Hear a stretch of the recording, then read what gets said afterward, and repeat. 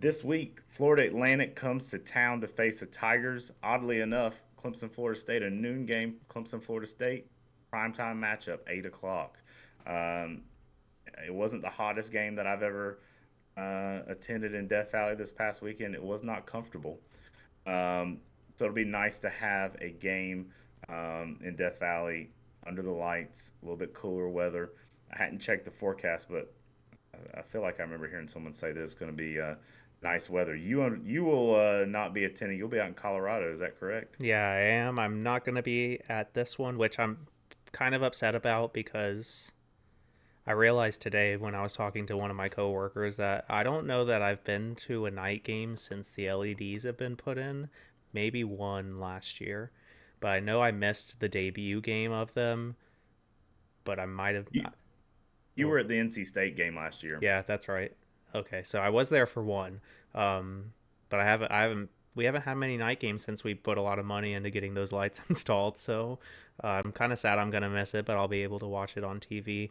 I did think about getting tickets to the Colorado game this weekend, but I'm only there for one full day, so I didn't want to spend that one full day at a football game. So I'm gonna pass this time, but maybe later on in the year I'll make it out there.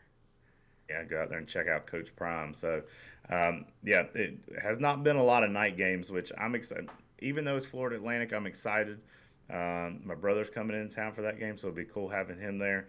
And you and I missed the fourth quarter hype video last week, so it'll be cool to see that for the first time under the lights. Um, fact or fiction here, is the fourth quarter hype video overdone at this point?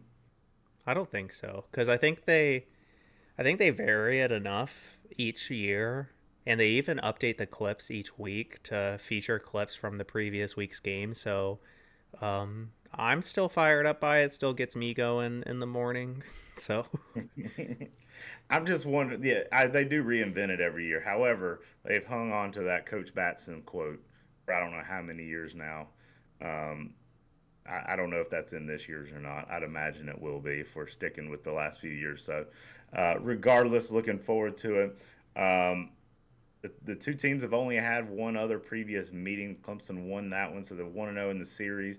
Last meeting was the season opener in 2006. Matthew referenced that game earlier when we were talking about the filming of what was that movie called? The Disney movie? safety. Safety.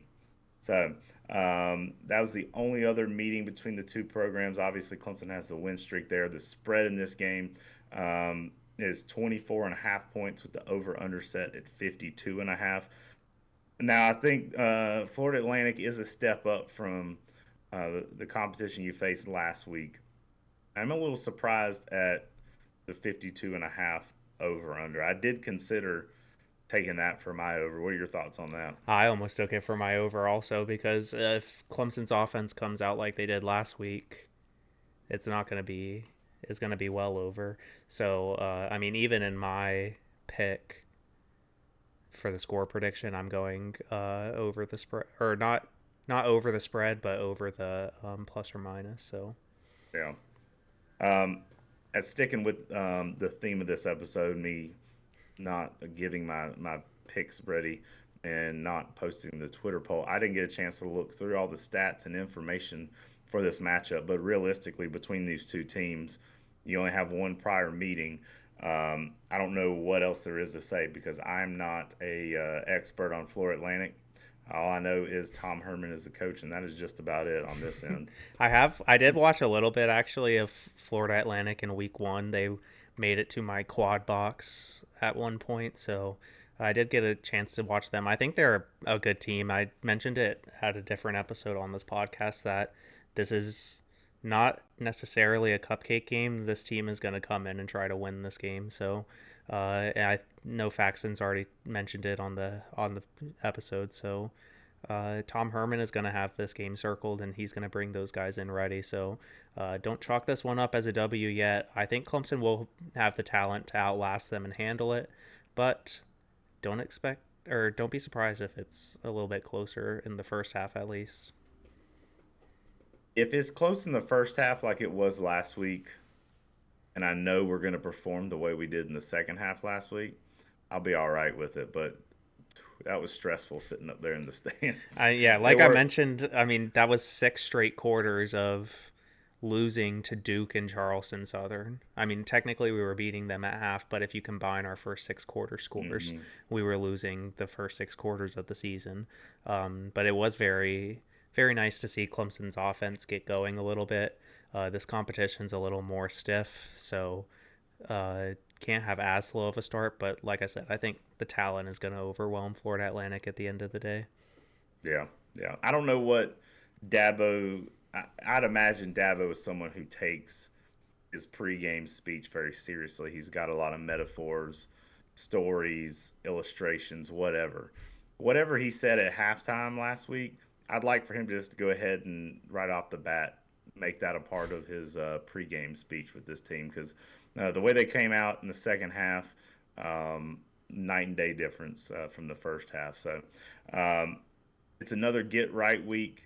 You got a big matchup with Florida State looming the coming up week. So their final dress rehearsal before you get to the meat of the conference schedule, where the competition ramps up, and that's not to diminish Duke and what they've done, but it's our final week to get things right, so that because like Faxon mentioned, you don't have to play perfect, but you got to play as best as you can and mistake free.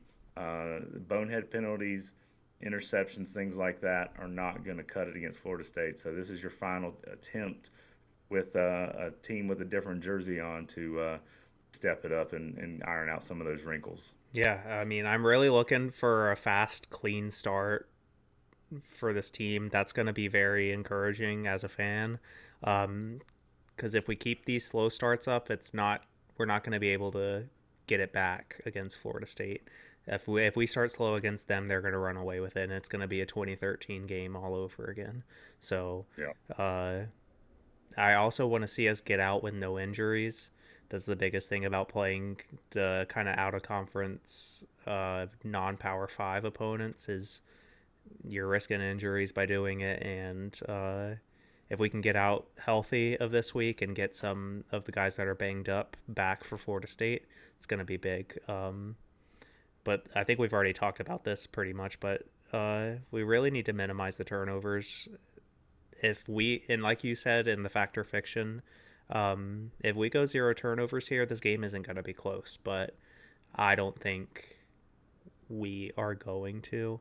I think we're going to gift Florida Atlantic a few good possessions, and they're going to capitalize on it. So that's kind of all my thoughts about going into the game. I'm just looking for a few things out of the Tigers. Yeah. All right. Do we got a score prediction heading into this matchup? Yeah, like I said, I'm going over the over under, but under the spread, going 59-19 Clemson. Faxon even mentioned that Florida Atlantic is going to put up points and we're going to gift them opportunities. I just nothing we've seen so far has been nothing we've seen so far this season has shown that we are not going to gift them an opportunity. So I don't think the shutout's in line this week.